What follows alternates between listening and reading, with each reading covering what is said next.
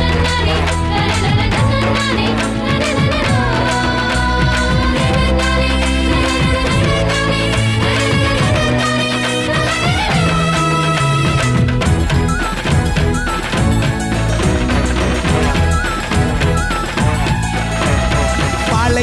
பூமியையே பசுமையாக்க வந்த சாமி நம்ம சாமி நம்ம இயேசு சாமி பசிச்ச வயிற்றுக்கு இங்கு உணவாக வந்த சாமி நம்ம சாமி நம்ம இயேசு சாமி பாலைவன பூமியையே பசுமையாக்க வந்த சாமி நம்ம சாமி நம்ம இயேசு சாமி பசிச்ச வயிற்றுக்கு இங்கு உணவாக வந்த சாமி நம்ம சாமி நம்ம இயேசு சாமி வறுமை ஏழ்மை இல்லாத உலகத்தையே உருவாக்க உருவெடுத்தார் இயேசு சாமி என்று வறுமை ஏழ்மை இல்லாத உலகத்தையே மண்ணில் உருவாக்க உருவெடுத்தார் இயேசு சாமி வருத்தம் பறந்திடும் கவலை நீங்கிடும்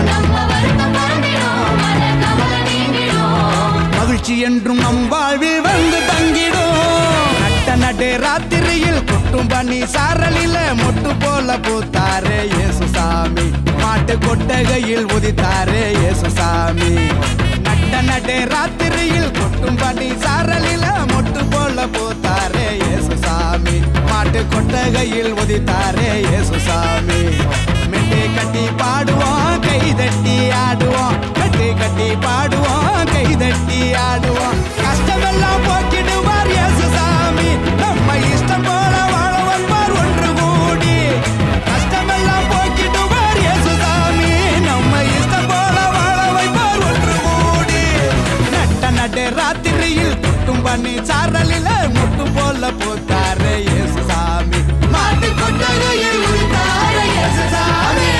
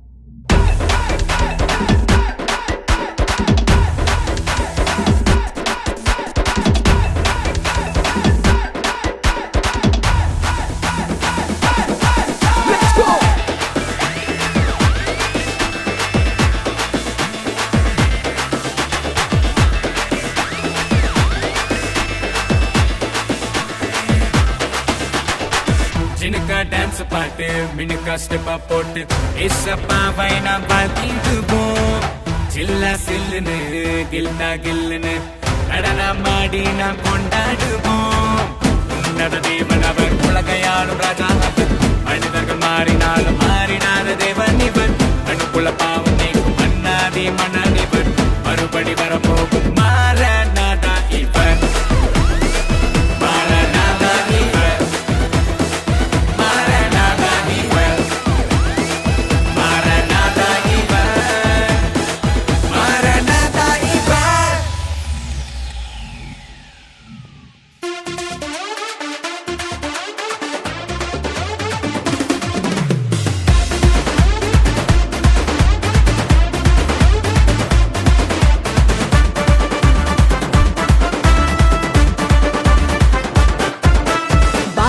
உனக்காக பிறந்தாரம்மா ஏழ்மை கோலத்தில் வந்து உதித்தாரம்மா பாலன் இயேசு உனக்காக பிறந்தாரம்மா ஏழ்மை கோலத்தில் வந்து உதித்தாரம்மா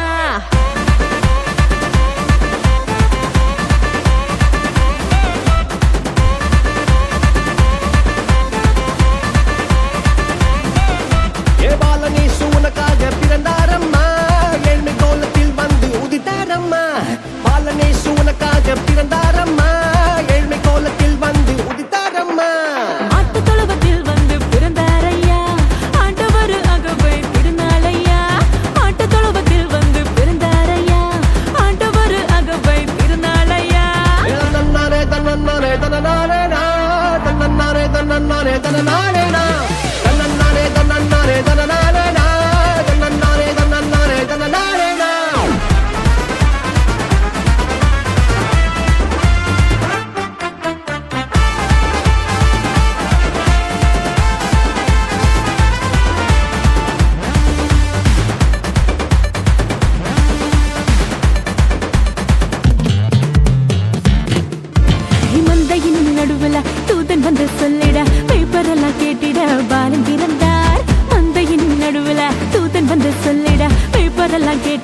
பாலன் பிறந்தார். It's not too late. It's not too late for us. It's not too late. தாவீதின் ஊருல இம்மானுவேல் பிறந்திட தூதன் வந்து சொன்னபடி பாலன் பிறந்தார். தாவீதின் ஊருல இம்மானுவேல் பிறந்திட தூதன் வந்து சொன்னபடி பாலன் பிறந்தார். வெள்ளை போலமும் தூபவர்க்கமும் கொண்டு வந்த தந்தனவே சாஸ்திரிகளாம். வெள்ளை போலமும் தூபவர்க்கமும் கொண்டு வந்த தந்தனவே சாஸ்திரிகளாம். பாலனேசு உனக்காக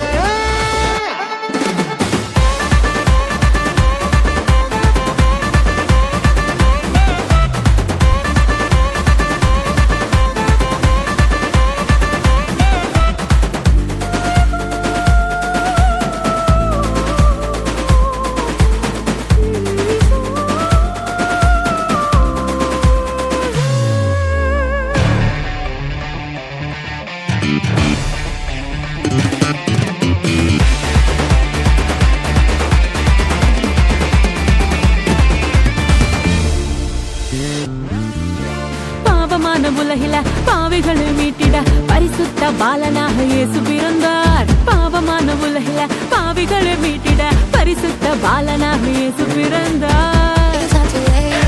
It's not too late for us. It's not too late. பரிசுத்த வாழ்க்கைய வாழ்ந்து காட்டி சொல்லிட மனிதனாக வந்து இங்கு இயேசு பிறந்தார். பரிசுத்த வாழ்க்கைய வாழ்ந்து காட்டி சொல்லிட மனிதனாக வந்து இங்கு இயேசு பிறந்தார். நம்மை மீட்டிட வந்த தேவனே ஏழு கண்ட வந்தவர் என்று கூறுவோம். நம்மை மீட்டிட வந்த தேவனே ஏழு கண்ட வந்தவர் என்று கூறுவோம். பாலனேசு உனக்காக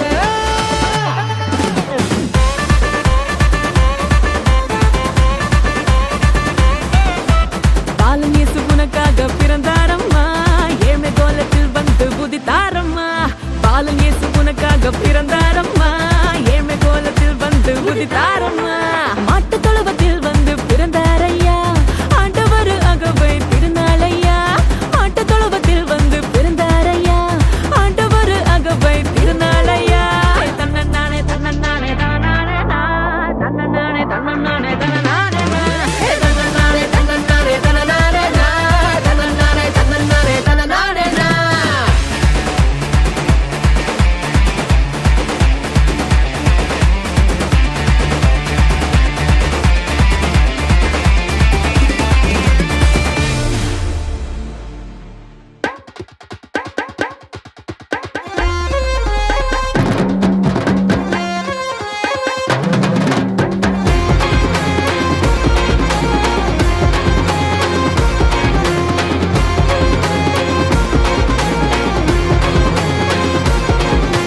வாழ்க்கை ஜோராக காணோம் நான் பாட மனசு புதுசாகுது. வாழ்க்கை ஜோராக காணோம் நான் பாட மனசு புதுசாகுது.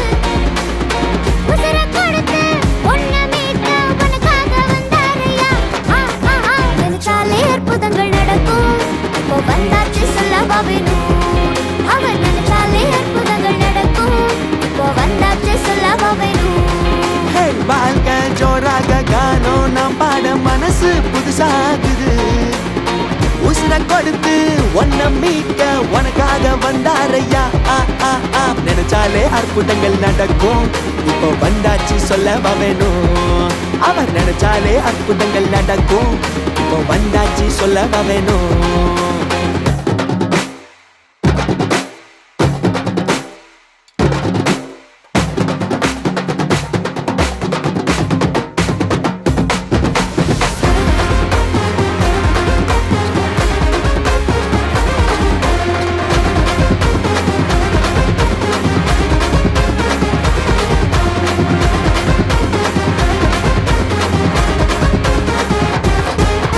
மலரத்தான் தூக்கிக்கின்னு திமிராட்டம் சுத்தி வரும் புள்ளைங்களாம் சிதறும் நேரம். அன்பான உள்ளத்தோட தாழ்மையா சுத்தி வரும் புள்ளைங்களாம் உயரும் நேரம்.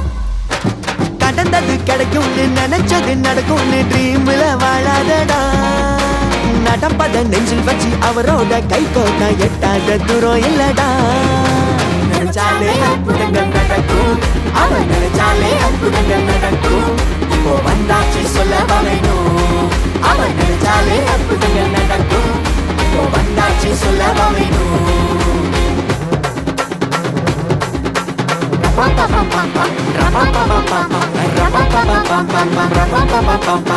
Put your hands together, let's say ra-ba-ba-ba.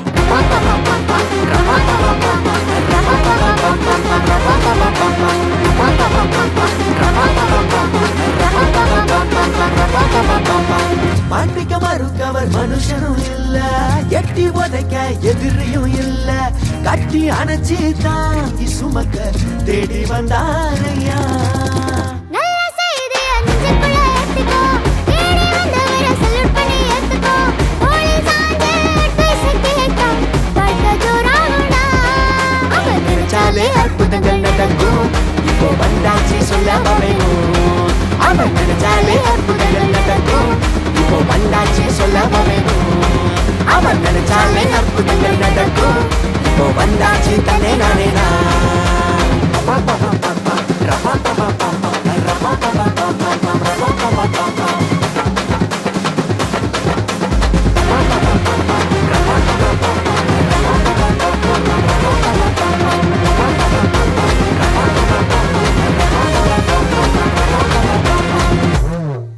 அன்பான தம்பி தங்கச்சி, டான்ஸு சூப்பராக இருந்துச்சுல்ல. இப்போ மனப்பாட வசனம் கற்றுக்கொள்ள போகிறோம். நமக்கு மனப்பாட வசனம் கற்றுக் கொடுக்க ஜெபமுள்ள அக்கா வர்றாங்க. ஹாய் குட்டீஸ், எல்லாரும் சந்தோஷமா இருக்கீங்களா?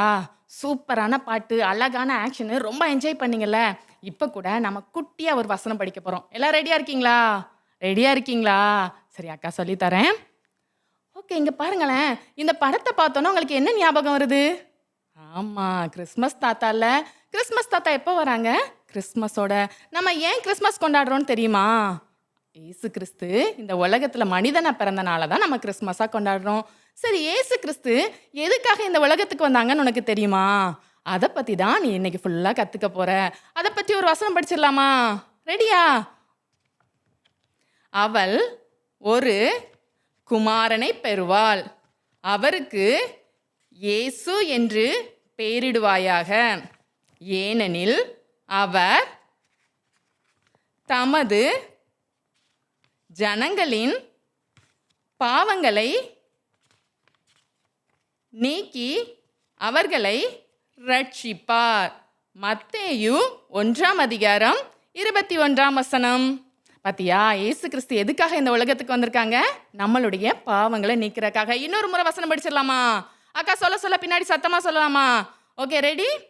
அவள் ஒரு குமாரனை பெறுவாள், அவருக்கு இயேசு என்று பெயரிடுவாயாக, ஏனெனில் அவர் தமது ஜனங்களின் பாவங்களை நீக்கி அவர்களை ரட்சிப்பார். மத்தேயு 1:21. அக்கா, இதை மூடி வச்சுட்டா நீங்கள் சொல்லிடலாமா? ஒரு தடவை ட்ரை பண்ணுவோமா? அவள் ஒரு குமாரனை பெறுவாள், அவருக்கு இயேசு என்று பெயரிடுவாயாக, ஏனெனில் அவர் தமது ஜனங்களின் பாவங்களை நீக்கி அவர்களை ரட்சிப்பார். மத்தேயு 1:21. ஓகே குட்டீஸ், அழகா வசனம் படிச்சிட்டீங்க. ஒரு தடவை அக்கா சொல்லலை, நீங்க மட்டும் சொல்லிடலாமா? ரெடியா? ஓகே.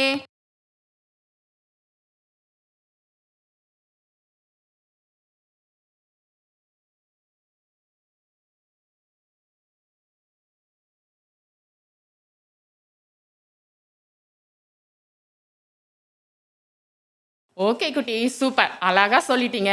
ஓகே, அடுத்த ப்ரோக்ராமில் அக்கா வரும்போது இந்த வசனத்தை உங்ககிட்ட கேட்பேன். நீங்கள் மறக்காமல் ஞாபகம் வச்சுக்கணும். ஓகேவா? ஓகே, பாய். இயேசு கிறிஸ்து இந்த உலகத்துக்கு வந்ததே நமக்கு விடுதலை வாழ்வு கொடுப்பதற்காகன்னு சொல்லி பார்த்தோம் இல்லையா? இப்போ அதை குறித்ததான ஒரு அழகான நாடகத்தை கண்டுகளிக்க போகிறோம். ஓகே, அம்மா சொன்ன மாதிரி எல்லா ஜாமானையும் வாங்கிட்டேன். என்ன ரொம்ப வெயிட்டாக தான் இருக்கு, என்ன பண்ண? இப்படியே போயிட வேண்டியதான். அம்மாட்ட போய் மீதி காசை கொடுத்துட்டு, அம்மா வீட்டில் சூப்பராக ஒரு காப்பி போட்டு வச்சிருப்பாங்க பாருங்க. ஒரு கடியும் ஒரு குடியும் போட்டால் எப்படி இருக்குன்னு தெரியுமா? கடி குடின்னா தெரியாதா? முறுக்கும் காப்பியும். வீட்டை போய் ஜம்முன்னு குடிச்சிட வேண்டியதான். ரொம்ப வெயிட்டாக இருக்க, என்ன பண்ணலாம்? சூப்பரா இருக்கு. அடடாடாடாடா, கிறிஸ்மஸ் நேரம் சும்மா தாத்தா ஜிக்கு ஜிக்கு ஜிக்குன்னு சுழிச்சுக்கிட்டு இருக்காரு.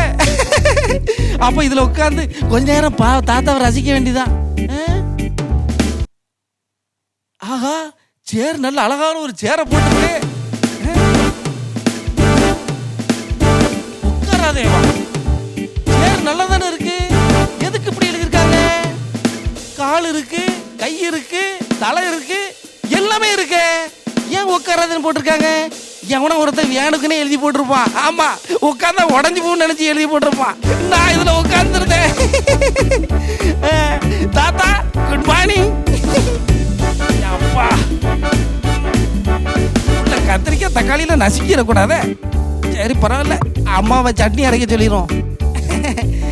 பேக்கில் கருப்பட்டி காபி போடலாம் வச்சிருக்கேன். சூப்பரா இருக்கு. பார்க்கு நல்லா இருக்கே. பிள்ளைங்களா, அண்ணன் இந்த சேர்ல உட்காந்து தூங்கிட்டா நீங்க தான் பொறுப்புன்னு ஒழுங்கா எழுப்பி விட்டுறணும். அப்பா, நல்லா சாஞ்சி உட்கார்றதுக்கு எவ்வளவு நல்லா இருக்கு. உட்காரதுன்னு வேற போட்டிருக்கான். அப்பா சரி, நேரம் ஆயிப்போச்சோ.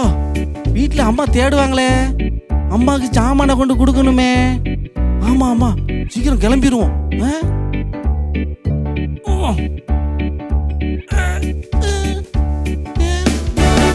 என்ன சேர் ஒட்டிக்கிட்டு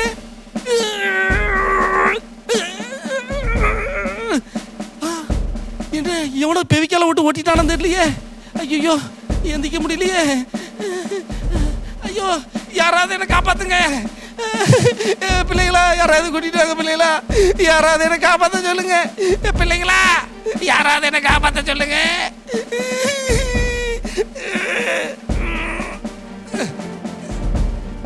அம்மாட்ட போனமே. ஐயோ, தக்காளிலாம் அழுவிருமே. ஐயோ, கருப்பட்டிலாம் காஞ்சிருமே. ஐயோ, யாராவது என்ன காப்பாத்துங்க.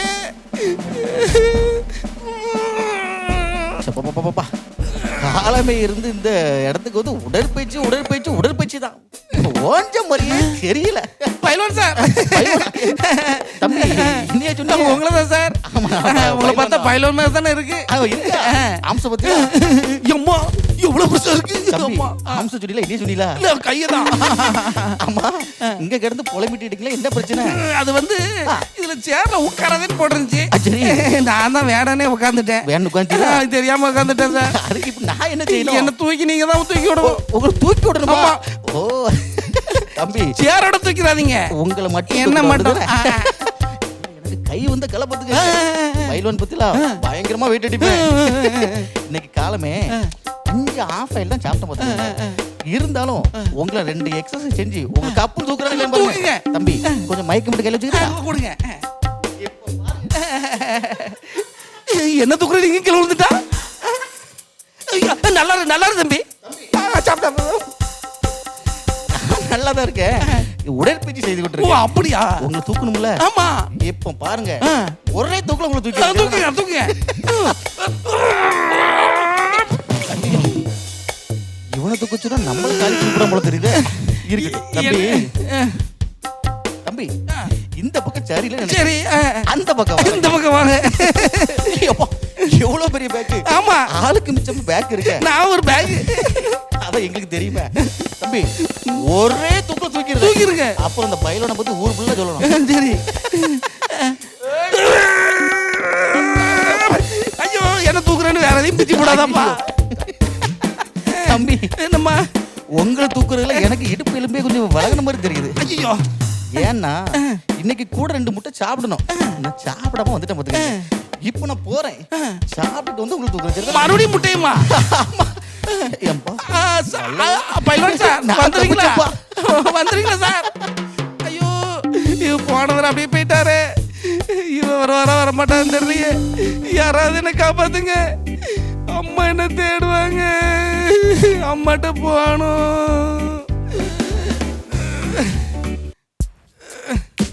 நான் எம்டெக் படிச்சிருக்கிறத அமெரிக்க அதிபர் ட்ரம்ப் எப்படி தான் கண்டுபிடிச்சாருன்னு தெரியல. வீடியோ காலில் நேற்று வந்து 110 மாடி கட்டிடம் இடிக்கப்பட்டதல்லவா, திரும்ப நீங்கள் அதை கட்டித்தர வேண்டும் என்று என்கிட்ட கேட்குறாரு. நான் உடனே ரொம்ப சந்தோஷம் சார், நான் வர்றேன் அப்படின்னு சொல்கிறதுக்குள்ளே கனவு கலைஞ்சு போச்சு. கனவு என்ன பண்ணுறது? இந்த என்ஜினியருக்கு கனவுல ட்ரம்ப் வந்தாரு, நேரில் வரலையே. சரி பாப்போம் சார். என்ன யாரு? வாங்க வாங்க. ஆளே காணோம். இங்க உட்காந்துருக்க சார். ஓ தம்பி, ஏன் பால்ற? அழக்கூடாது. எது வீடு கட்டணும், பில்டிங் எதுவும் எழுப்பணும்னா என்னை கான்டாக்ட் பண்ணலாம். I am engineer. ஓ இன்ஜினியர் சாரா? அப்ப நீங்க கண்டிப்பா என்ன தூக்கிடுவீங்க. தூக்குவேனா? ஆமா. அதுக்கு ஜேசிபி இருக்கு, பெரிய பெரிய கிரெயின்ல இருக்கு, இதை கொண்டாந்து தூக்கிடலாம். ஆனா ஒன்னிய தூக்கணும்னா அது தேவையில்லையே. இல்ல சார், இங்க பாருங்க, சேர்ல உட்காந்தனா சேர் அப்படியே ஒட்டிக்கிட்டு சார், என்ன தூக்குங்க சார். இந்த சேர்ல இருந்து இப்ப எழும்பணுமா? ஆமா. அது கொஞ்சம் தெளிவா சொல்லியிருந்தா ரொம்ப நல்லா இருந்திருக்கும். ஆமா. கவலைப்பட வேண்டாம், நான் என்ஜினியர். ஒரு பில்டிங்கை தூக்கி இன்னொரு இடத்துக்கு கொண்டு போறதுக்கு நான் கொடுக்குற ஆலோசனையில அப்படி மூட்டோட தூக்கி கொண்டு வைப்பாங்க. அப்ப சேரோட தூக்கிறீங்களே? அப்படி தூக்கணும், தூக்கலாம். இப்ப எப்படி தூக்கணும்? என்ன மட்டும் தூக்குங்க சார். ஃபவுண்டேஷனை விட்டுட்டு டாப்பை மட்டும் தூக்கணும், அவ்வளவுதானே? இப்ப வர ஒரு நிமிஷம்.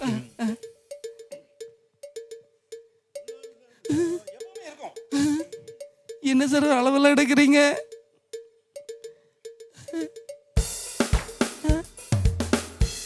வீடு கட்ட போறீங்களா சார்? அளவு எடுக்கும்போது பேசாதீங்க, நம்பர் மறந்துடும்.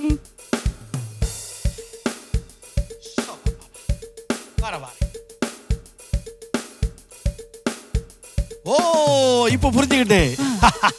இந்த நாற்காலி இங்க வச்சவங்க ஒரு 90 டிகிரி கோணத்துல சரிச்சு வச்சிருக்காங்க. இதுல பக்கம் ஒரு 70 டிகிரி ஒரு கோணலா இருக்குது. அதனாலதான் உட்கார்ந்த தம்பியாகி நீ எழும்ப முடியாம திணறிட்டு இருக்க. இப்ப நான் என்ன பண்றேன்னா, வீட்டுல போய் இதை எப்படி சரி பண்ணலான்ட்டு என்னுடைய கம்ப்யூட்டரை தட்டி உள்ள போய் பல கணக்குகளை நோண்டி எடுத்து அதை நான் கால்குலேஷன் போட்டு டேலி பண்ணி நான் இங்க வந்து தூக்கி விடுறேன். எப்போ டேலி பண்ணி என்ன எப்போ தூக்குறது சார்? எப்பவுமே தூக்குங்க சார். சொன்னது எதுவும் புரிஞ்சுக்குமா? எல்லாம் புரிஞ்சுது. புரிஞ்சுதா? எனக்கு புரியலையே நான் பேசுனது. சரி, இது என்னது? சேர்ல ஏதோ ஒட்டி இருக்கு. ஓ தம்பி, அறிவு இருக்கா? அறிவு இருக்கா? இல்ல, பெரிய எம்டெக் என்ஜினியர் நேரத்துல வீணாக்கிட்ட. இருந்தாலும் ஒரு விஷயம், உட்காராதுன்னு போட்டிருக்கு. நான் வரேன், அந்த கால்குலேஷன் போட்டு ஜாலி பண்ணிட்டு வந்துடுறேன். என்னுடைய அசிஸ்டண்டோட வர்றேன். கால்குலேட்டரோட வரீங்களா? ஐயோ சார், ஐயோ வாடிய போயிட்டாரு என்ஜினியர். அளவு எடுத்துட்டு நல்லா தான் அளவு எடுத்தாரு. நானும் பில்டிங்கை தான் கட்ட போறாருன்னு பார்த்தா கடைசியில் என்ன விட்டுட்டு போயிட்டாரு. ஐயோ யாராவது என்ன காப்பாத்துங்களே, முடியலையே. என் பிள்ளைங்களா, ஏதாவது ஹெல்ப் பண்ணுங்க பிள்ளைங்களா, என்னால முடியல. அம்மா என்ன தேடுவாங்களே, யாராவது காப்பாத்த. நல்ல ஆலோசனை கொடுக்கறதுக்கு ஆட்களே இல்லை. நான் எவ்வளவு ஆலோசனை கொடுக்குறேன், யாருனாலும் என்கிட்ட வரலாம், உங்களுக்கு ஆலோசனை கொடுக்க ரெடியா இருக்கேன். ஐயா ஐயா ஐயா, உங்களை தான் தேடிட்டு இருக்கேன். தேடிட்டு இருக்கியா? ஆமா. என்னப்பா ஆச்சு உனக்கு? ஐயா தெரியாம இங்க உட்காந்துட்டேன் ஐயா, எந்திக்க முடியல. ஓ சேர்ல எந்திக்க முடியலையா? எப்படியாவது உங்க ஆலோசனையில என்ன காப்பாத்துங்க ஐயா. உன்னை காப்பாத்தணுமா? ஆமா. டேய் இங்க பாரு, நான் எத்தனையோ பேருக்கு ஆலோசனை கொடுத்துருக்கேன். அந்த ஆலோசனைப்படி அவங்க நடந்ததுனால நிறைய கருத்து அவங்க செஞ்சிருக்கலாம். ஆனா ஒரு பேரும் சொல்றத செய்ய மாட்டேங்கானுங்க. அதான் ஆலோசனை சொல்லியும் கொஞ்சம் கஷ்டமா இருக்குது. ஆமா, அப்போ நீ இந்த சேர் விட்டு எந்திரிக்கணுமா? ஆமாய்யா. சரிப்பா. ஓ இப்படி வேற போட்டிருக்குதா? உட்கார்ந்து இருக்கா என்ன? இங்க பாரு, நேத்துல ஒருத்தர் சொன்னேனா, இல்லை இந்த வழியா போகாத, இந்த வழியா போனா நீ அங்க போய் தான் முட்டிட்டு இருக்கணும் அப்படின்னு சொன்னேன். கேட்கவா செஞ்சான்? அந்த வழியா போனா, போயிட்டு பாரு அங்க இருந்து முட்டி பாரு திரும்ப வந்தான். இப்படிதான் இருக்கானுங்க தம்பிங்க. பாரு இந்த சேர்ல பின்னாடி உட்காரதான் எழுதிருக்குல்ல, அதுல உட்கார்ந்து இருக்காருல்ல, உட்கார கூடாது இல்ல? அப்புறம் எப்படி எந்திரிக்க முடியும்? அவன் முட்டுனா நான் ஓட்டுனேன், அவ்வளவுதான் வித்தியாசம். இங்க பாரு, நீ உட்காரங்கிறதுல உட்கார்ந்து இருக்கல்ல, இதுக்கு ஒரு தண்டனைய நீ அனுபவிச்சுதான் ஆகணும். நான் வாரேன். இதுதான் உங்க ஆலோசனையா? நிறைய பேர் இந்த உலகத்துல இப்படிதான் ஆலோசனை சொல்லிட்டு அவங்க வேலையை பார்த்துட்டு போயிடுறாங்க. அவசப்படுறதெல்லாம் கடைசியில் நான் தான் அவசப்பட வேண்டியிருக்கு. இது சொல்றதுக்குன்னு வந்திருக்காரு பாரு. பிள்ளைங்களா, யாராவது என்ன காப்பாற்ற மாட்டாங்களா? அம்மா தேடுவாங்க, நான் வீட்டுக்கு போனோம். பாவிகளை ரட்சிக்க கிறிஸ்து இயேசு உலகத்தில் வந்தார். அவரே விடுதலையை கொடுக்கிறவர். விடுதலை கொடுக்கிற இயேசுவை நீங்கள் நோக்கி பாருங்கள். ஐயா தெரியாம இந்த சேர்ல வந்து உட்கார்ந்துட்டேன் ஐயா. சேர்ல உட்கார்ந்து? ஆமா. இதுல எந்திரிக்க முடியல ஐயா. நீங்க தான் என்ன விடுதலை கொடுக்கணும். ஆமா. முடியல முடியல. நிறைய பேர் வந்தாங்க ஐயா, யாருமே என்ன தூக்கி விடல. ஆமா, உட்காரக்கூடாதுன்னு எழுதியிருக்கல. ஆமையா. அப்புறம் யா உட்காந்தீங்க? தெரியாம உட்கார்ந்துட்டேன் ஐயா. உங்களை மாதிரி தான் நிறைய பேர் தெரியாம செஞ்சுட்டேன், அறியாம செஞ்சுட்டேன் அப்படின்னு சொல்லுவாங்க. ஆமா தம்பி, முதல்ல யோசிக்கணும். சரிதானே? சரி சரி, இப்ப என்ன செய்யணும்? என்ன விடுதலை கொடுங்க ஐயா. விடுதலை பாவிகளை ரட்சிக்க இயேசு உலகத்தில் வந்தார். குமாரன் உங்களை விடுதலையாக்கினால் மெய்யாகவே விடுதலையாவீர்கள். வேதத்தில் சொல்லப்பட்டிருக்கிறது. சரிதானா? சரி. குமாரன் யார் தெரியுமா? தெரியாது. தெரியாது. அவர்தான் இயேசு கிறிஸ்து. 2000 ஆண்டுகளுக்கு முன்பு நமக்காகவே இந்த உலகத்தில் வந்து மரித்து ஜீவனை விட்டு உயிர் தெழுந்தார். இன்னைக்கும் உயிரோடு இருக்கார். உங்களை என்னையும் ரட்சிக்க வல்லவராக இருக்கார். ஐயா அவர் என் பாவத்தை மன்னிப்பார் ஐயா. கண்டிப்பா கண்டிப்பா கண்டிப்பா உங்க பாவத்தை மன்னிப்பது மட்டுமல்ல, உங்களுக்கு ஒரு விடுதலையும் தருவார். அப்படியா? விடுதலையா? நம்புறீங்களா? நம்புறேயா. நம்புறீங்களா? நம்புறேன். ஒரே ஒரு நிமிஷம் உங்களுக்காக நான் ஜெபம் பண்றேன். சரி. கண்டிப்பா இந்த சரியா? கண்ணை மூடுறீங்களா? ஒரு சின்ன ஜெபம் பண்றேன். அன்பு நிறைந்த இயேசுவே, இந்த மனிதன் அறியாமையினால உட்கார்ந்துட்டான். தெரியாமல் செஞ்ச பாவங்களை நீங்க மன்னிங்கப்பா. இப்பொழுதே உனக்கு ஒரு விடுதலை கொடுப்பீராக. இயேசுவின் நாமத்தில் கேட்கிறோம் நல்ல பிதாவே, ஆமென். தம்பி, உங்களை கைதாங்க. ஆமா, உங்களை விடுதலை கொடுக்கறதுக்கு நிறைய பேர் முயற்சித்திருப்பாங்கல்ல? ஆமா. யாரெல்லாம் வந்தாங்க? ஐயா ஒரு பைலோன் வந்தாங்க, முடியல. சரி. அப்புறம் ஒரு பெரிய இன்ஜினியர். ஆமா, அவராலையும் முடியல. கடைசியில ஒருத்தர் ஆலோசனை சொல்றதுக்கு ஒருத்தர் வந்தாரு. சரி.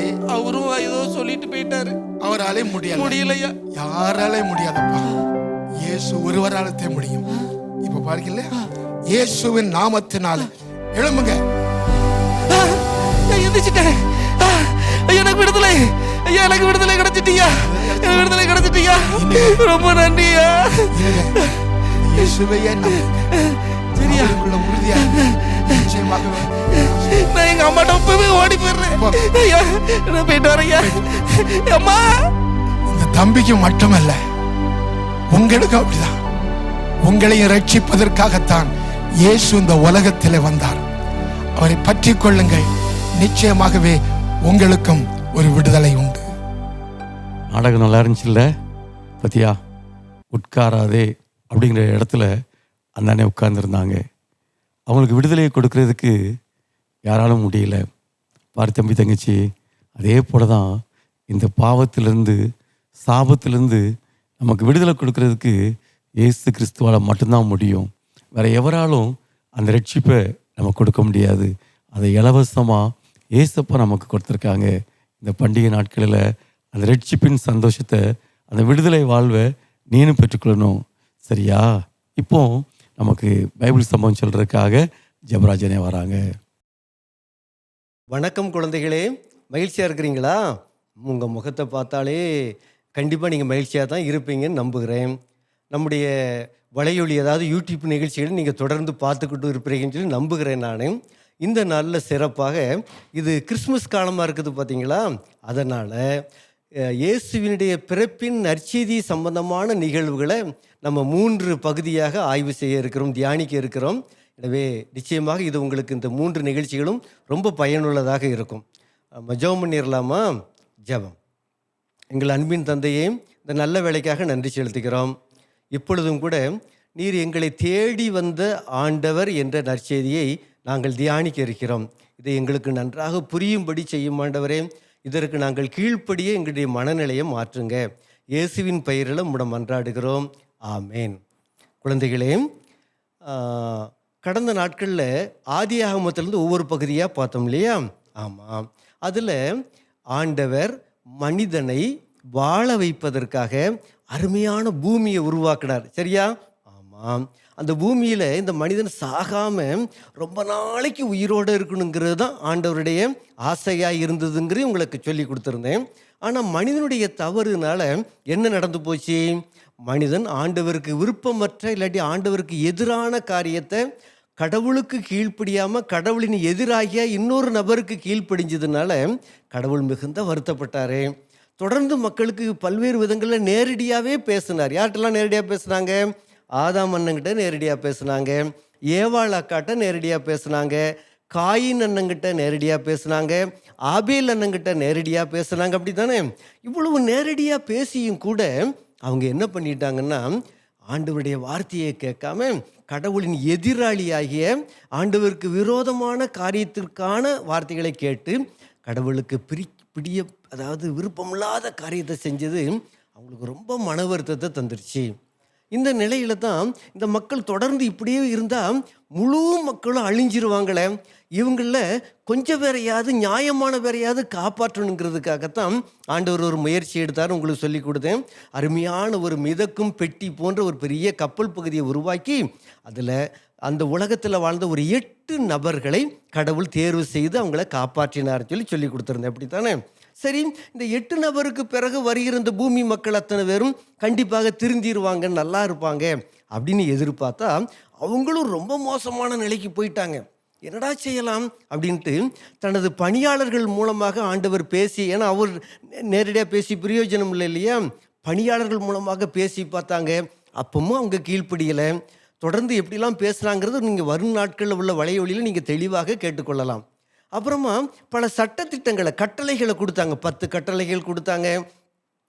தவறுகளுக்கு என்னென்ன தண்டனைங்கிறத வகுத்து கொடுத்தாங்க. உலகத்திலே முதல் சட்டத்தை உருவாக்கினவர் நம்முடைய ஆண்டவர் தான்.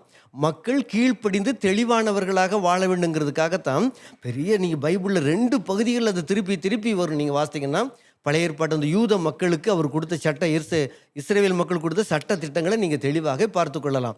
அப்படியெல்லாம் கொடுத்து பார்த்தாங்க. அப்படி இருந்து இவங்க திருந்தலை. சரிப்பா, நீங்கள் தவறு செஞ்சால் கோயிலில் புறா அல்லது ஆடு அல்லது மாடு இவைகளை பலியிட்டு அந்த ரத்தத்தை சிந்துங்க. ஏன்னா உங்கள் ரத்தத்தினுடைய சேட்டையினால தான் தப்பு பண்ணுறீங்க. அதனால் இந்த ரத்தத்தை பதிலுக்காக சிந்தி எப்படியா தவறுகளை சரி பண்ணி திருந்த முயற்சி பண்ணுங்கன்னு சொல்லி கடவுள் உருவாக்குனார். அப்படி இருந்தும் அந்த மக்கள் திருந்தலை. ஆண்டவர் ரொம்ப யோசித்தார், என்ன செய்யலாம் அப்படின்னா, இவங்களுக்கு இவ்வளவு சொல்லியும் கூட கீழ்ப்படியில்லையா, அப்படின்னா ஒன்று பண்ணுவோம், நம்ம நேரடியாக இவங்ககிட்ட போயிட வேண்டியதுதான். இவங்க கூட வாழ்ந்து எப்படி வாழணுங்கிறதையும் நம்ம இவங்களுக்கு கற்றுக் கொடுத்தா தான் இவங்க திருந்துவாங்க போல தெரியுது அப்படிங்கிற ஒரு முடிவுக்கு ஆண்டவர் வந்தாங்க. ஆண்டவர் 3 விதமாக செயல்பட்டார்னு சொல்லி உங்களுக்கு சொல்லியிருக்கிறார். அப்போ இந்த உலகத்தை படைக்கும் பொழுதே அவர் கடவுளாகவும், அடுத்து அவருடைய மகனாக இயேசுவாகவும், அடுத்து ஆவி தூயாவியாகவும், திரியேக, அதாவது 3 நபராக சேர்ந்து ஒரே நபராக ஒரே பணியை செஞ்சாங்கன்னு சொல்லியிருந்தேன் இல்லையா? அதனால் ஆண்டவர் தனது மகனாகிய அந்த நபரை இந்த பூமிக்கு ஒரு மனிதன் எப்படி பிறப்பானோ அதே மாதிரி நம்ம அனுப்பி அவங்களுக்கு நற்செய்தி சொல்லி கடைசியில் என்ன செய்யணும்னா, அவங்களுக்கு இனிமேல் பலியெல்லாம் வேண்டாம். உலக மக்கள் அனைவருக்கும் மனுஷன் செய்கிற தவறுக்கு மனித இரத்தத்தை தான் பலியாக கொடுத்தா தான் அது ஈடாகும். ஆனால் தவறு செய்யாத மனிதன் ஒருவருமே இல்லை. ஆனால் என்னுடைய மகனை அனுப்பிட்டோம்னா இவர் தவறு செய்யாத இரத்தத்தை சிந்தி அவங்க அத்தனை பேருக்கு ஒரு மீட்பை கொடுத்துருவார். யாருமே நரகத்துக்கு இறந்த பிறகு போக வேண்டாம். எனவே இனிமேல் கடவுளுடைய நம்முடைய மகனை கீழே அனுப்புனா தான் சரி வரும்னு சொல்லி ஒரு முடிவு பண்ணாங்க. முடிவு பண்ணி அந்த தீர்க்கதரிசிகளுக்கு வெளிப்படுத்தினாங்க. இப்படி பெத்லஹேம் அப்படிங்கிற ஊர், அது உங்களுக்கு தெரியுமா? நாங்கள் கையில் ஒரு பூமி உருண்டை வச்சுருக்கோம் பார்த்தீங்களா? நீங்கள் உங்கள் வீடுகள் இப்படிலாம் வச்சுருப்பீங்கன்னு நினைக்கிறேன். அதில் இந்த பகுதி இது நம்ம இந்தியா இருக்கிற ஆசிய கண்டம். இந்த ஆசிய கண்டத்தில் கிட்டத்தட்ட உலகத்தின் நடு பகுதி தான் பெத்லஹேம் என்ற ஊர். சரியா?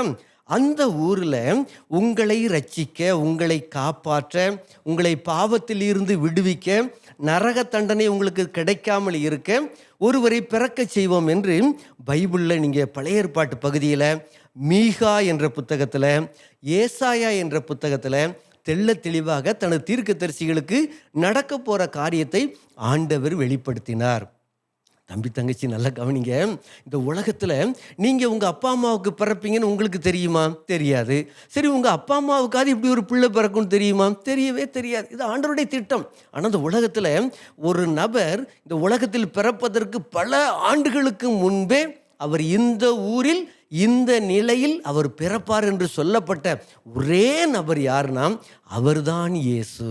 இந்த உலகத்தில் வேற யாருக்கும் இந்த தகுதி கிடையவே கிடையாது. இயேசு ஒருவருக்குத்தான் அவர் பிறப்பதற்கு பல்லாண்டு காலத்திற்கு முன்பதாகவே இந்த நற்செய்தி இந்த நம்முடைய இந்த பைபிளில் தெளிவாக இருக்குது. நீங்கள் வாசித்து பார்த்தீங்கன்னா ஆச்சரியப்படுவீங்க. இது எப்படி பல ஆண்டுக்கு முன்பதாகவே பெத்லகேம்ங்கிற ஊரில் இந்த நபர் பிறப்பார், மக்களுடைய பாவங்களில் இருந்து அவங்கள ரட்சிக்க அப்படிங்கிற விஷயம் இதில் தெளிவாக இருக்குது. ஆக அதே வார்த்தையின்படி ஒரு குறிப்பிட்ட காலத்தில் ஆண்டவர் இந்த உலகத்தில் பிறக்கிற திட்டத்தை செய்தார். தனது மகனாகி, அதாவது தேவகுமாரன், கடவுளின் மகன், அவர் தான் இயேசு என்ற பெயரில் இந்த உலகத்தில் பிறப்பதற்காக வந்தார். சரிதானா? அது உங்களுக்கு தெரியும். இருந்தாலும் உங்களுக்கு நான் ஞாபகப்படுத்துகிறேன். இந்த உலக நாடுகள் நான் உங்களுக்கு காட்டின மாதிரியே கலிலேயான்னு ஒரு நாடு உண்டு. இந்த பகுதியில் கலிலேயாவில் நாசரேத் அப்படிங்கிற ஊர், இந்த வலைவழி பதிவாகுது இல்லையா, இந்த பகுதிக்கும் பேர் நாசரேத் தான். ஆனால் உண்மையிலே உலக படத்தில் நான் காட்டுற இந்த இடத்துல இந்த நாசரேத் என்ற ஊர் இன்றைக்கும் இருக்குது. சரியா? அந்த நாசரேத் ஊரில் தான் மரியாள் அப்படிங்கிற ஒரு அக்கா இருந்தாங்க. அவங்களுக்கு திருமண வயதானதுனால யோசேப்பு அப்படிங்கிற ஒரு அண்ணனுக்கு நிச்சயமெல்லாம் பண்ணிட்டாங்க. பொதுவாக யூத கலாச்சாரத்தின்படி ஒரு ஆண்டுக்கு முன்பதாகவே, கல்யாணத்துக்கு ஒரு ஆண்டுக்கு முன்பதாகவே நிச்சயமெல்லாம் பண்ணிடுவாங்க. சரிதானா? அதே மாதிரி இவங்களுக்கு திருமணத்துக்கு முன்பதாக யோசேப்பு அண்ணனோட நிச்சயம் பண்ணப்பட்ட இந்த மரியாள் அக்கா அந்த கலிலேயா நாட்டில் ஆசிய கண்டத்தில், சரியா, நாசரேத்துங்கிற ஊரில் இருந்தாங்க.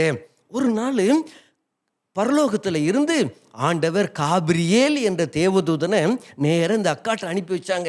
இந்த தூதன் நேரம் வந்தாங்க. இந்த அக்கா எந்திரிச்சு பார்த்து அவங்களுக்கு ஆச்சரியம் தாங்க முடியல, பயம் ஒரு பக்கம். அந்த தூதன் என்ன சொன்னாங்க தெரியுமா? நீங்கள் பயப்படாதீங்க, கடவுள்கிட்ட இருந்து உங்களுக்கு அருள் கிடைத்தது, அதாவது கிருபை கிடைச்சது. கடவுள் பார்வையில் உங்களுக்கு ஒரு பெரிய ஒரு நற்பெயர் உங்களுக்கு கிடைக்க போகுது. அப்படியா? என்னது? நீங்கள் ஒரு குழந்தையை பெற்றெடுக்க போகிறீங்க, ஒரு ஆண் குழந்தையை பெற்றெடுக்க போகிறீங்க. ஆமாம், அவங்களுக்கு நீங்கள் இயேசுன்னு பேர் வைக்கணும். இது எப்படி நடக்கும் அப்படின்ட்டு அந்த அக்கா கேட்டாங்க. எப்படி கேட்டாங்க? எனக்கு தான் திருமணமே ஆகலை, நான் எப்படி ஒரு குழந்தையை பெற முடியும்? திருமணத்துக்கு ஒரு ஆணும் பெண்ணும் வேண்டும் இல்லையா? நான் இன்னும் திருமணமாகாத கன்னி பெண்ணாக இருக்கிறேன், நான் எப்படி ஒரு குழந்தையை பெற்றெடுக்க முடியும்னு கேட்டாங்க. அப்போ தான் அவங்க சொன்னாங்க, இது கடவுளின் தூய ஆவியினால் தான் இது நடக்கும். ஆமாம், அப்படி தான் நடக்க போகுது அப்படின்னு சொன்ன உடனே, அப்படியா, அப்படி இது கடவுளின் மகனா? சரி சரி, அப்படின்னா நீங்கள் என்ன சொல்கிறீங்களோ அப்படியே நடக்கட்டும் அப்படின்னு சொல்லி அந்த அக்கா சொன்னாங்க. என் அன்பு தம்பி தங்கச்சி, பல நேரங்களில் நம்மகிட்ட ஒரு விஷயம் பைபிள் கற்றுக் கொடுக்கும்போது இது எப்படி, இது ஏன், இதை நான் நம்பவே மாட்டேன் அப்படின்னு சொல்லி பல நேரங்களில் அதை அப்படியே ஒதுக்கி வச்சிடறோம் இல்லையா? ஆனால் ஆண்டவர் என்ன எதிர்பார்க்காருன்னா, நீங்கள் என்ன சொல்கிறீங்களோ அது அப்படியே எனக்கு நடக்கட்டும், என் விருப்பம் வேண்டாம், உங்கள் விருப்பம் என் வாழ்க்கையில் நடக்கட்டும், அதுக்கு நான் அப்படியே என்னை ஒப்படைக்கிறேன்னு சொல்லி யார் சொல்கிறாங்களோ அவங்கக்கிட்ட தான் ஆண்டவர் செயல்பட முடியும். நம்ம இஷ்டம், நம்ம விருப்பத்தையே ஆண்டவர்கிட்ட கேட்டு எனக்கு இதை தாங்கன்னு கேட்டுக்கிட்டே இருந்தீங்கன்னா ஆண்டவருடைய விருப்பம் உங்களுக்குள்ளே என்ன செய்ய முடியாது, செயல்பட முடியாதுங்கிறத நீங்கள் தெளிவாக புரிஞ்சுக்கிடுங்க. மரியாளுக்கு என்ன சொன்னாங்க? திருப்பி சொல்கிறேன், நீங்கள் என்ன சொல்கிறீங்களோ உம்முடைய சொற்படியே எனக்கு ஆக கடவுது அப்படின்னு சொன்னாங்க. இது நீங்கள் என்றைக்குமே உங்கள் வாழ்க்கையில் இந்த வார்த்தையை கவனிச்சுக்கிடணும். அப்போ இன்னொரு செய்தி கூட சொன்னாங்க. உங்களுடைய சொந்தக்காரங்களில் எலிசபெத்துன்னு ஒரு அக்கா இருக்காங்கல்ல, அவங்களுக்கும் முதிர் வயதில் ஒரு குழந்தை உருவாகிருக்கு. ஆமாம், அவங்களுக்கு இது நான் சொல்கிறதோட 6 மாதத்துக்கு முன்பு இந்த சம்பவம் நடந்துச்சு. அவங்களும் ஒரு குழந்தையை பெற போகிறாங்க அப்படின்னு சொன்ன உடனே இவங்களுக்கு ஆச்சரியம் தாங்க முடியல. உடனே ஆண்டவருக்கு நன்றி சொல்லிட்டு நடந்து எலிசபெத் அக்கா வீட்டுக்கு அவங்க என்ன செஞ்சாங்க, போனாங்க. அங்கே போய் நான் ஆச்சரியம் தாங்க முடியாது, அவங்க வயிற்றுல குழந்தை இருந்துச்சு. ஆகா, 6 மாதத்துக்கு முந்தி, அதாவது இயேசு பிறப்பதற்கு 6 மாதத்துக்கு முன்பு பிறந்தவர் தான் யோவான் ஸ்நானகன், திருமுழுக்கு யோவான் சொல்லி சொல்லுவாங்க. சரிதானா? ஆமாம், அவர் அந்த எலிசபெத் அக்காவுடைய வயிற்றில் இருந்த உடனே இவங்க போய் சந்தோஷப்பட்டு சொன்னாங்க, இப்படியா தூதன் எனக்கும் வந்து சொன்னாங்க, உங்களை பற்றி ஆண்ட சொன்னாங்க அப்படின்னு சொன்னோடனே 2 பேருக்கும் மகிழ்ச்சி தாழ முடியல. இப்போ மரியாள் அக்கா ஒரு 3 மாதமாக எலிசபெத் அக்கா வீட்டில் உட்காந்து அவங்களுக்கு தேவையான உதவியெல்லாம் என்ன செஞ்சாங்க, செய்தாங்க. செய்து எங்கே வந்துட்டாங்க? திருப்பி அவங்க நாசரேத்து ஊருக்கு அவங்க என்ன செஞ்சிட்டாங்க? வந்துட்டாங்க. இப்போ இவங்களுக்கு நிச்சயம் பண்ணப்பட்ட அந்த யோசேப்பு இவங்கள பார்க்குறாங்க. மரியாள் வயிற்றில் குழந்தை இருக்கிற மாதிரி இவங்களுக்கு தெரிய வருது. ஐயையோ, என்னடா இது, நமக்கு நிச்சயம்தான் முடிஞ்சிருக்கு, இன்னும் திருமணமே ஆகலை, மரியாள் வயிற்றில் குழந்தை உருவாகி உள்ளதாக தெரியுதே, என்ன செய்யலாம்? அந்த காலத்தில் இப்படி திருமணத்துக்கு முந்தி ஒருவர் வயிற்றிலேயோ இப்படி ஒரு பிரச்சனை, அதாவது ஒரு கரு உருவாயிட்டுனாலே அவங்களுக்கு பயங்கரமான தண்டனைலாம் உண்டு. ஆனால் யோசேப்பு பண்ண என்ன நினச்சாங்க தெரியுமா? சரி, இதை யாருக்கும் சொல்ல வேண்டாம், யாருக்கும் தெரியாமல் இந்த நிச்சயதார்த்தத்தோடு இதை நிப்பாட்டிக்கிடுவோம், கல்யாணம் வரைக்கும் போக வேண்டாம், எப்படியாவது மரியாளாக்காவை ஒதுக்கி விட்டுருவோம் நம்ம அப்படின்னு சொல்லி யோசேப்பு பண்ண முடிவு எடுத்தாங்க. ஒரு நல்ல குணம் தான், அப்படி தானே? ஏன் தெரியுமா? அவங்க ரொம்ப ஒரு நீதிமானாக ஒரு உண்மையில்லவங்களாக இருந்ததுனால தான் மரியாளாக்காவை அவமானப்படுத்த அவங்க என்ன செய்யலை, விரும்பலை.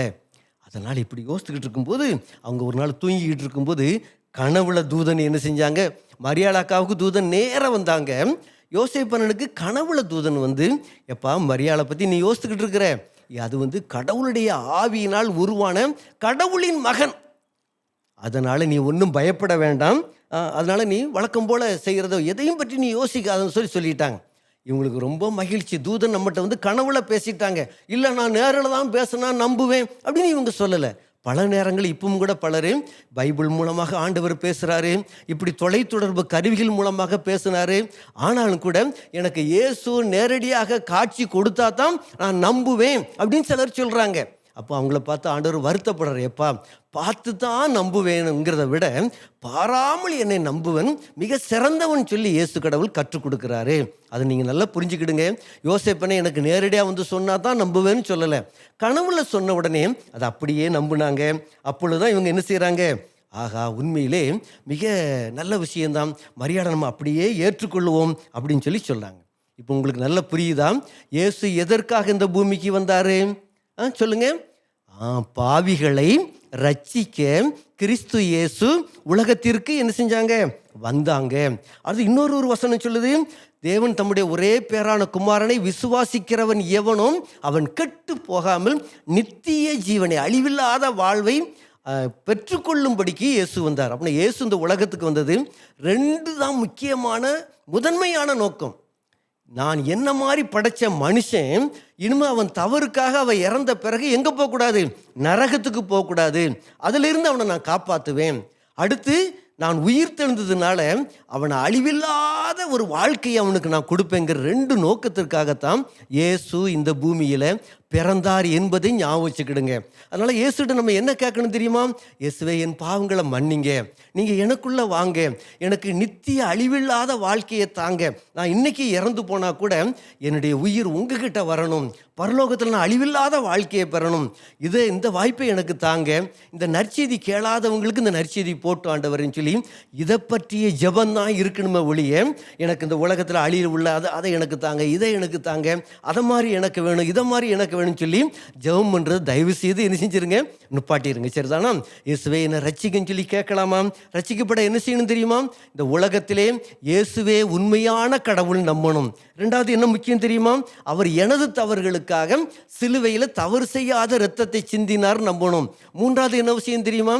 அவர் எனக்காக சிந்தினதுனால என் தவறுகளை அவர் மன்னிக்க முடியும்னு சொல்லி நம்ம தப்புகளை அவர்கிட்ட சொல்லணும். நான் இதுவரைக்கும் செஞ்ச தப்புகளை மன்னிங்க, மனதார மன்னிச்சிருங்க, இது நான் செஞ்ச தப்பு தான் சொல்லி மனதார நம்ம ஒத்துக்கொள்ளும் பொழுது அந்த தவறுகளை அவர் அந்த நொடியில், நீங்கள் எவ்வளோ பெரிய தவறு செஞ்சாலும் அதை அத்தனையும் இயேசு என்ன செய்வார்? மன்னித்து விடுவார். அதுக்கப்புறம் என்ன நடக்க தெரியுமா? அவர் தனது ஆவியை உங்கள் மனசுக்குள்ளே தந்து நீங்கள் இந்த உலகத்தில் வாழ்கிற நாட்கள் வரைக்கும் இயேசுவுக்கு பிரியமுள்ள வாழ்க்கை வாழ உதவி செய்கிறார். அடுத்த நொடியில் நீங்கள் எப்போ இறந்தாலும் உங்கள் ஆத்துமாவை அவர் பரலோகத்திற்கு கொண்டு அழிவில்லாத நித்திய ஜீவனை தருவார். எனவே நம்ம செய்ய வேண்டியது என்ன? ஜெபம் பண்ணலாமா? ஜெபம். அன்பின் தந்தையே, நீங்கள் எங்களை ரட்சிக்க, எங்களுக்கு நித்திய அழிவில்லாத வாழ்வை தரத்தான் இந்த பூமிக்கு வந்திருக்கிறீங்க. அதை நாங்கள் எல்லாரும் நம்பணும் ஆண்டவரே, அதை தான் பெற்றுக்கொள்ளணும், நாளுக்கு நாள் உம்மை போல வாழணும். நீங்கள் உதவி செய்யுங்க. இன்னும் ரட்சிக்கப்படாதவர்கள் ரட்சிக்கப்பட நீ கிருபை தான், உண்மையே ஆண்டவராக ஏற்றுக்கொண்டு நீர் சிலுவையில் உயிர் கொடுத்ததை நம்பி தனது தவறுகளை சொல்லி அறிக்கை செய்து மன்னிப்பை பெற்றுக்கொண்டு நீர் உயிருள்ள ஆண்டவராய் இன்றும் இருக்கிறேன் என்று நம்பி உம்மை ஏற்றுக்கொள்ள உதவி செய்யுங்க. இயேசுவின் திருப்பெயரில் மன்றாடுகிறோம். தம்பி தங்கச்சி, நல்லா டான்ஸ் பார்த்தோம், மனப்பிரசனம் படித்தோம், நாடகம் பார்த்தோம், பைபிள் சம்பவத்தையும் கற்றுக்கிட்டோம். பாரு, இப்போ உண்மையிலே நடந்த ஒரு சம்பவத்தை நான் பார்க்க போகிறோம். நமக்காக அருள் தங்கராஜ் என்னை அந்த உண்மை சம்பவத்தை சொல்ல வர்றாங்க. கதை நேரத்திற்கு உங்கள் அனைவரையும் அன்புடன் வரவேற்கிறோம். அருமையான டேனி அப்படிங்கிற ஒரு தம்பி இருந்தாப்புல. அவங்களுடைய அம்மா, ஒரே மகன், அப்பா இல்லை. மிகுந்த கஷ்டத்தின் மத்தியில் தன்னுடைய மகனை எப்படியாவது படிக்க வைக்கணுங்கிற நோக்கத்தோடு இந்த அம்மா நல்லா ஜெபம் செய்து பிரயாசப்பட்டு கொஞ்சம் சின்ன வேலை செய்து தன்னுடைய செல்ல மகன் டேனியை படிக்க வச்சாங்க. படிப்பு எவ்வளவு முக்கியமானது அப்படிங்கிறத நம்ம உணர்ந்து கொள்ளணும். இந்த டேனி படித்து கொண்டே இருக்கும்போது நல்லா ஆலயத்துக்கு வர்றது, சண்டே ஸ்கூல் வர்றது, நல்லா ஜெபம் பண்ணுறது. டேனியல் அப்படிங்கிற பெயருக்கு ஏற்ப அருமையான ஒரு ஜெபம் வீரன். சிறு வயதில் ஞாயிறு பள்ளி, அப்புறம் யூத்தாக வந்தோடனே யூத் மீட்டிங். எவ்வளோ அருமையான ஒரு அனுபவம் பாருங்க. கல்லூரி வாழ்க்கை முடிஞ்சுது. அம்மா சொன்னாங்க, மகனே உன்னை பிரயாசப்பட்டு நல்லா படிக்க வச்சிட்டேன்ப்பா, ஏதாவது ஒரு வேலை தேடி நீ நல்லா அழகாக ஒரு வேலையை செய்ப்பா, அதன் மூலமாக நம்முடைய குடும்பத்தினுடைய காரியங்கள்லாம் சந்திக்கப்படட்டும், நல்ல ஒரு வீடு கட்டணும் உனக்கு. சரிம்மா, ஆண்டவர் நிச்சயம் வாய்க்க பண்ணுவார். ஆமாம், இந்த அருமையான டேனி அண்ணன் நல்லா ஜெபம் பண்ணிகிட்டே இருக்கும்போது பேப்பர், நியூஸ் பேப்பர் டெய்லி வாசிக்கிற ஒரு பழக்கம் இருந்துச்சு. அப்போது வாசிக்கும்போது இராணுவத்திற்கு ஆள் சேர்ப்பு இந்த டாப்பிக்கை படித்த உடனே, அப்பா சரி நம்ம படித்து முடிச்சிட்டோம், டிகிரி முடிச்சிருக்கிறோம், இப்போதைக்கு நம்ம இராணுவத்தில் போய் சேர்ந்துருவோம் அப்படின்னு சொல்லிட்டு நேராக அந்த பேப்பரோட அம்மாட்ட வந்து, அம்மா இங்கே பாருங்கம்மா, இராணுவத்துக்கு ஆள் சேர்க்குறாங்க, நான் போகிறேன். என்னம்மா சொல்கிற, இராணுவத்துக்கா? எப்பா சண்டைலாம் வரும்னு சொல்லுவாங்களே, துப்பாக்கியெல்லாம் பிடிச்சிட்டு சண்டை போடணும்லாப்பா. ஏம்மா பயப்படாதீங்கம்மா, நம்ம நாட்டுக்காக நான் பணி செய்கிறேன், அவ்வளோதானே. ஆண்டவர் எனக்கு பாதுகாப்பு கொடுப்பார், நீங்கள் ஒன்றும் பயப்படாதீங்க. இந்த டிகிரி படிப்பை படிச்சுக்கிட்டு நான் ஒவ்வொரு இடத்துக்காக வேலையை தேடுறதுக்கு முன்னாடி நான் தான் கொஞ்சம் ஹைட்டாக இருக்கேன்ல, போதுமான அளவுக்கு என்னுடைய உடல் வலிமை இருக்கிறது, நான் எப்படியாவது போய் சேர்ந்துருதேம்மா என்று சொல்லி குறிப்பிட்ட அந்த தேதியில் அந்த இராணுவத்துக்கு ஆள் சேர்க்கிற இடத்துல வந்து நின்னா நிறைய பேர் வந்திருந்தாங்க, இளைஞர்கள். அப்படி ஒவ்வொருத்தராக வரிசையாக வரணும், ஹைட்டு பார்க்கணும், மார்பளவு, அப்புறம் வெயிட்டு, இதெல்லாம் பார்க்கும்போது இந்த டேனி அண்ணனுக்கு எல்லாமே கரெக்டாக இருந்துச்சு. ஓ சூப்பர், நல்லா பேசிக்கலாக உடல் ரீதியாக அந்த அண்ணன் ஃபிட் ஆகிட்டாங்க, செலக்ட் ஆகிட்டாங்க. அப்புறம் ஒரு வாரம் கழித்து ஒரு எக்ஸாம் கால்ஃபர் பண்ணாங்க. எக்ஸாம் வந்து எழுதுனாங்க இந்த அண்ணன், டேனி அண்ணன். அதுலேயும் நல்ல அருமையாக மார்க் எடுத்துட்டாப்ல. அப்பா சூப்பர். ஒரு நாள் வீட்டுக்கு வந்தது பாருங்க, ஒரு கடிதம் வந்தது, நீங்கள் இந்த இடத்துக்கு, அதாவது டெல்லிக்கு வர வேண்டும், உங்களுக்கு பயிற்சி காலம் இந்த இத்தனை மாதம் அப்படின்னு அழகாக ஒரு லெட்டர் வந்து சேர்ந்துச்சு. அம்மா அங்கே பாருங்கம்மா, நான் இராணுவத்தில் சேர்ந்துட்டேன், என்னை எடுத்துட்டாங்க, நான் பாஸ் ஆகிட்டேன். அம்மாவுக்கு ஒரு பக்கம், ஐயோ நம்ம மகன் நம்மளை விட்டு போயிடுவானே, அங்கே இராணுவத்துக்கு போனால் எப்போ வருவானோ, லீவ் எப்போ தான் கிடைக்கும் தெரியாது என்று சொல்லி அம்மாவுக்கு கொஞ்சம் பதட்டமாயிட்டாங்க. என்னப்பா அப்படியா, நீ எப்போ போகிற? இந்த வாரத்தில் நான் போகிறேன். தன்னுடைய நண்பர்கள்ட்டெல்லாம் சொன்னான், மகிழ்ந்தான். எல்லாரும் சொன்னாங்க, ஏய் நீ இல்லைன்னா நம்ம சர்ச்சில் எப்பா டேனி இருந்தாலும் நல்லாயிருக்கும். சரி பரவாயில்ல, வாழ்த்துக்கள், ஆனால் உனக்கு இராணுவத்தில் வேலை கிடச்சிருக்கல, ரொம்ப சந்தோஷம், நீ டிகிரி முடிச்சிருக்கிறதுனால சீக்கிரம் உனக்கு நல்லா ப்ரொமோஷன்லாம் கிடைக்கும்னே அப்படின்னு வாழ்த்துனாங்க. எல்லோரும் வந்து அழகாக ட்ரெயினில் ஸ்டேஷனுக்கு வந்து ட்ரெயினில் ஏற்றி விட்டாங்க. அம்மா கண்ணீரோடு தன்னுடைய அன்பு மகனை முத்தமிட்டு அனுப்பினாங்க. பயிற்சி காலங்கள் முடிந்தது, கடுமையான பயிற்சி. வந்து சேர்ந்துட்டாங்க வீட்டுக்கு. வந்தா அம்மா தன்னுடைய மகனை பார்த்தா அடையாளமே தெரியல, வித்தியாசமாக இருக்கிறான் டேனி என்ன. எப்பா என் மகனா? அம்மா நான் தான்மா. நட்டை உட்டை பாவனை எல்லாம் மாறிட்டு. ஆமாம், மிலிட்ரி மேன்னா சும்மாவா? அப்புறம் அந்த அண்ணனுக்கு கரெக்டாக ஒரு மாதம் லீவு. அப்புறம் ஒரு தபால் வந்துச்சு பாருங்க, நீங்கள் இப்போ காஷ்மீர் வரணும், அங்கே பாகிஸ்தான் காஷ்மீர் இந்திய பார்டரில் ஒர்க்கு அப்படின்னு சொல்லி லெட்ரு வந்தோடனே அம்மாட்ட, அம்மா எனக்கு இப்போ காஷ்மீர் பகுதியில் எனக்கு டியூட்டி போட்டிருக்காங்க, நான் அங்கே போகிறேன், எனக்கு ஜெபம் பண்ணி அனுப்புங்கன்னு சொல்லி குறிப்பிட்ட தேதியில் புறப்பட்டு போகும்போது அம்மா சொன்னாங்க, எப்பா கிறிஸ்மஸ்க்கு வந்துருப்பா, பண்டிகைக்கு நீ வந்துருண்ணே, நீ இல்லைன்னா பண்டிகை நல்லாவே இருக்காது, எப்படியாவது லீவ் போட்டு வந்துரு. சரிம்மா நான் கட்டாயம் வந்துடுவேம்மா. புறப்பட்டு போனாங்க. அங்கே போய் சேர்ந்து ஒரு 3 மாதம் அவ்வளோதான். டிசம்பர் வந்துட்டு கடுமையான குளிர். இந்த அண்ணன் படிக்கும்போது அழகா நல்லா ப்ரைஸ்லாம் வாங்கினாங்களா. அதில் ஒரு முக்கிய பரிசு என்ன தெரியுமா? ஒரு இங்கிலீஷ் பைபிள், ஒரு ஆங்கில வேதாகமும் அந்த அண்ணனுக்கு கிடைச்சது. அது எப்போதுமே அழகாக வாசித்துட்டு இருப்பாங்க, ஜோம் பண்ணுவாங்க. தன்னுடைய ஜெர்க்கினில் குளிர் ஆடைக்குள்ளே அப்படி அழகாக வச்சுக்கிடுவாங்க. எங்கே டியூட்டி போட்டிருக்காங்களோ அங்கே அப்படி நிற்கும்போது கூட நேரம் கிடைக்கும் போது எடுத்து வாசித்துடுவாங்க. அருமையான அண்ணன் பாருங்களேன். டிசம்பர் மாதம் வந்த உடனே இந்த அண்ணன் அப்படி ஜம்முன்னு நடந்து வந்தாங்க. உயர் அதிகாரிக்கு முன்னாடி இப்படி நின்று ஒரு கம்பீரமாக ஒரு சல்யூட் அடித்தாங்க. என்ன மிஸ்டர் டாடி, ஐயா கிறிஸ்மஸ்க்கு எனக்கு லீவ் வேணும். அவருக்கு ஒரு மாதிரி ஆயிட்டு முகம். இங்கே ஜாயின் பண்ணி நீ 3 மாதம் தானே ஆகுது, அதுக்குள்ளே எப்படி நீ லீவ் கேட்கலாம்? யூ கேன் கோ, போகலாம், உனக்கு லீவ் இப்போ கிடையாது. எனக்கு ஒன்றுமே பேச முடியாது, ஏன்னா பெரிய அதிகாரி பார்த்தீங்களா. ஒரு சல்யூட் அப்படி அடிச்சுட்டு அப்படி வாக் பண்ணி போயிட்டாங்க.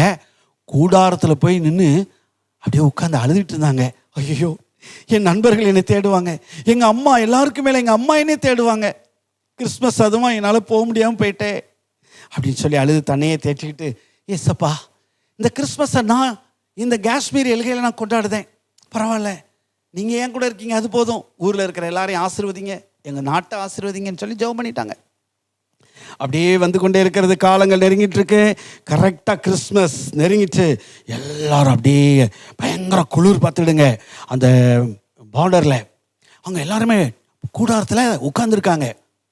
அப்படி இருக்கும்போது திடீர்னு ஒரு அறிவிப்பு வருது. எல்லாருமே லைட் ஆஃப் பண்ணுங்க, லைட் ஆஃப் பண்ணுங்க, உங்களுடைய விளக்குகள் எல்லாம் ஆஃப் பண்ணுங்க. அவங்க வச்சுருந்த அந்த ஹேண்டில் எல்லாத்தையும் டக் டக் ஆஃப் பண்ணாங்க. கும்மிருட்டு. என்னன்னு கேட்டால் ஒரு அனௌன்ஸ்மெண்ட் வந்துச்சு. தீவிரவாதிகள் கிறிஸ்மஸ் அன்னைக்கு ஏதாவது ஒரு தாக்குதல் பண்ணணுங்கிறதுக்காக வடக்கு பக்கம் இருக்கிற கரும்பு தோட்டத்தின் வழியாக வர்றதா தகவல் வருது. நீங்கள் எல்லாம் ஆயத்தமாங்க. பட்டனை எல்லாரும் தங்களுடைய கவசங்கள், தங்களுடைய ஆயுதங்கள் எல்லாம் எடுத்துக்கிட்டு மாட்டுறாங்க. ஹெல்மெட்டை மாட்டுறாங்க, அப்படியே ட்ரெஸ் எல்லாம் மாட்டி வேகமாக துப்பாக்கியெல்லாம் எடுக்கிறாங்க. இந்த அண்ணனும் செயல்பட்டாங்க. இயேசுவே நீங்கள் இந்த உலகத்தை மீட்க வந்தீங்க, நீங்கள் ரட்சகர், உங்களுடைய பிறந்தநாள் அதுவுமா இந்த தீவிரவாதிகள் தாக்கணும்னு வர்றாங்களே, கொல்லணும்னு வர்றாங்களே, என்ன ஆண்டவரே, அப்பா நான் யாரையும் கொன்றக்கூடாது சுவாமி, நீங்கள் மீட்க வந்தீங்க, ரட்சிக்க வந்தீங்க, காப்பாற்ற வந்தீங்க, நான் யாரையும் கொன்றக்கூடாது, என்னுடைய துப்பாக்கி தோட்டா யாரையும் கொன்றக்கூடாது அப்படின்னு இந்த அண்ணன் தன்னுடைய துப்பாக்கியெல்லாம் எடுத்துக்கிட்டு அப்படியே தன்னுடைய அந்த இங்கிலீஷ் பைபிள் வச்சுருந்தாங்களா அதையும் தன்னுடைய ஜெர்க்கினில் வச்சுக்கிட்டு அப்படியே ஊர்ந்து ஊர்ந்து இப்படி தவழ்ந்து அந்த கரும்பு தோட்டத்துக்குள்ளே போகும்போது பயங்கரமான ஃபயரிங் சத்தம் கேட்குது, துப்பாக்கி சத்தம். ஆமாம், தீவிரவாதிகள் சிலர் செத்து விழுதாங்க, இந்த இராணுவத்திலையும் கூட சிலருக்கு அடிபடுது. ஆனால் இந்த அண்ணன் அப்படியே பதுங்கி பதுங்கி பதுங்கி தவழ்ந்து அப்படியே போகும்போது திடீர்னு பார்த்தா ஒரு தீவிரவாதி இந்த அண்ணன் கையில் மாட்டிக்கிட்டாங்க. அவனுடைய சோல்டரில் குண்டடிப்பட்டு அப்படியே அங்கேருந்து போக முடியாமல், தன்னுடைய ஆயுதத்தையும் ஏற்க முடியாமல் அப்படியே படுத்து கிடந்தான். அந்த இருட்டுக்குள்ளே மங்களான அந்த வெளிச்சத்தில் அப்படி கூர்ந்து பார்த்தாங்க அந்த அண்ணன். Who are you? எனக்கு குண்டடிப்பட்டுட்டு ப்ளீஸ் என்னை கொன்றாதீங்க, என்னை கொன்றாதீங்க. இந்த இராணுவ வீரனாகிய டேனி அண்ணன் சொன்னாங்க, ஏன் எப்படி பண்ணுறீங்க? இன்னைக்கு என்ன நாள்? உலகத்தையே மீட்க வந்த இயேசு கிறிஸ்துவின் பிறந்த நாள், கிறிஸ்மஸ் பண்டிகை. உலகம் எங்கும் இந்த கிறிஸ்மஸ் பண்டிகையை சிறப்பாக கொண்டாடிட்டு இருக்கிற நேரத்தில் நீங்கள் மனித உயிர்களை கொல்லணும்னு வர்றீங்களே, தாக்குதல் பண்ணணும்னு வர்றீங்களே, இது நியாயமா? அந்த தீவிரவாதி அது ஏதோ ஒன்று கேட்ட மாதிரி கேட்டுட்டு இருக்கும்போது இந்த அண்ணன் சொன்னாங்க, இப்போ உயிர் என் கையில், ஆனால் உன்னை நான் கொல்ல மாட்டேன். என் துப்பாக்கி எடுத்து உன்னை ஷூட் பண்ணால் நீ செத்து போயிடுவேன், பட் நான் உன்னை காப்பாற்றுறேன், உனக்கு நான் ஹாப்பி கிறிஸ்மஸ் சொல்கிறேன், ஏசு கிறிஸ்துவின் பிறப்பின் மகி நீ அறிந்து கொள்ள வேண்டும் சொல்லிட்டு அந்த பைபிளை இருக்குல்ல, இங்கிலீஷ் பைபிள், அந்த இங்கிலீஷ் பைபிளை தூக்கி கொடுத்தாங்க.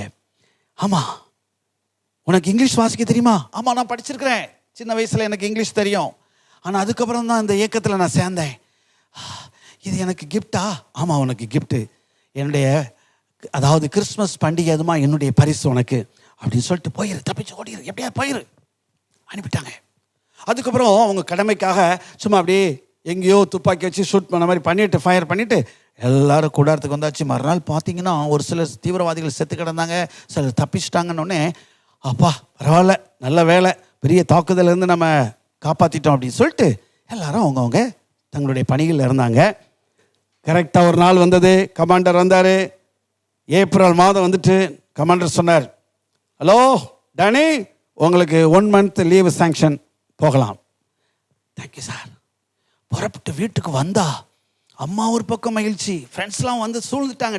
டேனி எப்படி இருக்க, என்னப்பா கிறிஸ்மஸ் அதுவும் வர போயிட்ட சார், நீ இல்லாமல் நல்லா இல்லை, இருந்தாலும் நாங்கள் என்ஜாய் பண்ணோம், உன்னையே நினச்சிட்டு இருந்தோம். அம்மா சொன்னாங்க, ஆமாப்பா நீ இல்லாத ஒரு கிறிஸ்மஸ் எங்களுக்கு கஷ்டமாக தான் இருந்தது, ஆனால் ஆண்டவர் உன்னை பாதுகாத்திருக்கிறார். உடனே அம்மா சொன்னாங்க, மேஜையில் ட்ராயரில் இருந்து எடுத்து ஒரு லெட்டரை கொடுத்தாங்க. பார், ரொம்ப நாளைக்கு முன்னாடி வந்துச்சு, ஜனவரி மாதமே இந்த லெட்டர் வந்துச்சு, இதை நான் பத்திரமா வச்சுருக்கேன்.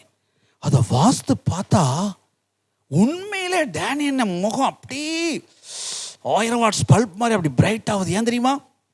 அந்த தீவிரவாதி எழுதின கடிதம். அதில் என்ன எழுதுச்சு? நண்பா, சகோதரனே, உன்னுடைய அன்பு எனக்கு ஒரு பெரிய தாக்கத்தை ஏற்படுத்தி விட்டது. என்னை கொன்றிருந்தால் உனக்கு ஒரு உயர்வு கிடைச்சிருக்கும், ஆனால் நீ என்னை கொல்லலை, எனக்கு உயிர் பிச்சை தந்தாய். அதற்கு காரணம் நீ சொன்னாய், கிறிஸ்மஸ், இயேசு பிறந்தார் ரட்சகர் என்று சொல்லி. நான் நீ தந்த ஆங்கில வேதாகமத்தை வாசித்து பார்த்தேன், அதில் இயேசுவை நான் அறிந்து கொண்டேன். இப்பொழுது என் சொந்த மாநிலமாகிய உத்தரப்பிரதேசத்தில் நான் ஒரு கிறிஸ்தவனாக வாழ்ந்து கொண்டிருக்கிறேன். எனக்கு ஒரு வாழ்வு கொடுத்த ஒரு வள்ளலாக உன்னை நான் பார்க்கிறேன், உன்னை அன்போடு வாழ்த்துகிறேன்னு சொல்லி எழுதிருந்துச்சு. அம்மா, கிறிஸ்மஸ்க்கு வர முடியலன்னு சொல்லி நான் ரொம்ப வருத்தப்பட்டேன்ல, நீங்களும் எனக்கு லெட்டர் எழுதும்போது ரொம்ப வருத்தத்தோடு எழுதிருந்தீங்க. ஆனால் கிறிஸ்மஸ் அன்னைக்கு இப்படி ஒரு தாக்குதல் வந்தபோது அங்கே இது நடந்ததுமா, நான் காப்பாற்றினேன், அவன் என்னுடைய லெட்டர்மா இது. மகனே, நீ உண்மையான கிறிஸ்மஸை கொண்டாடி இருக்கப்பா. நான் வழக்கம் போல் கிறிஸ்மஸை கொண்டாடி இருக்கோம், ஆனால் உண்மையிலே சிறந்த கிறிஸ்மஸ் நீ தான் அங்கே கொண்டாடி இருக்க. ஆமாம்மா, ஆண்டவருக்கு ஸ்தோத்திரம். பார்த்தீங்களா, ரட்சகர், மீட்பர், காப்பாற்றுகிறவர் இயேசு. இயேசு என்றால் நம்மை ரட்சிக்கிறவர் என்ற அர்த்தம் என்று நாம் இந்த தொடரில் பார்க்குறோம். பார்த்தீங்களா? அன்பான தம்பி தங்கைகளே, பெரியவர்களே, சகோதர சகோதரிகளே, இந்த இயேசு கிறிஸ்துவின் அன்பை, இந்த உலகத்துக்கு வந்த பிறந்த நோக்கத்தை நீங்கள் அறிந்திருக்கிறீங்களா? அந்த மீட்பை அடைந்திருக்கிறீங்களா? உண்மையான மீட்பை அடைவோம், உண்மையான கிறிஸ்மஸை கொண்டாடுவோம், பிறருக்கும் ஆசீர்வாதமாக வாழ்வோம். கர்த்தர் நம்மை ஆசீர்வதிப்பார். இப்பொழுது நம்ம அப்படியே தலை வணங்கி ஜெபம் செய்வோமா? அன்பு நிறைந்த ஆண்டவரே, உலகத்திற்கு பரிசாக இயேசு கிறிஸ்துவை அனுப்பினவரே உம்மை துதிக்கிறோம். இயேசு கிறிஸ்து எங்களுக்காக இந்த உலகத்திலே வந்து ஏழை கோலத்தில் பிறந்து ஆண்டவரே எங்களை மீட்கும் வண்ணமாக இந்த உலகத்திலே அநேக போதனைகளை செய்து வாழ்ந்து காண்பித்த அற்புதங்களை செய்து இரத்தம் சிந்து மரித்து உயிர் தெழுந்தாரே, அதற்காக நன்றி. இதெல்லாம் செய்வதற்கு எங்களுக்காக இந்த உலகத்தில் இயேசுவாய் பிறந்ததற்காய் ஸ்தோத்திரம்.